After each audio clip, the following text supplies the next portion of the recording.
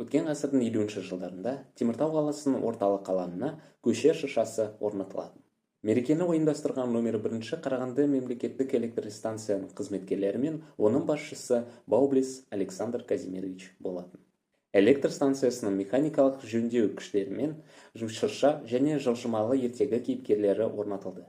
Және теміртаулық балалар кейіпкерлердің даусымен сөйледі. Дауыстарды жазу үшін соғыстан кейінгі жылдары Германиядан Теміртауға әкелінген студиялық трофей магнитофонмен жазылды. Ол кезде үлкен шыршаларға арналған ойыншықтар болған жоқ. Сондықтан да электр станцияның басшылығы балаларға арналған қалалық шырша үшін өзінің ойыншықтарымен бөлісуді сұрады. Теміртаудың алғашқы көше шыршасынан арналған ойыншықтарды қаламыздың балалары жинады. Түн ортасында қаланың тұрғындары шырша алаңына шығып, және де жаңа жылды бірге қарсы алған. Содан бері қаламызда жаңа жыл қарсаңында көше шыршаларын орнату дәстүрі әлі күнге дейін сақталып қалды.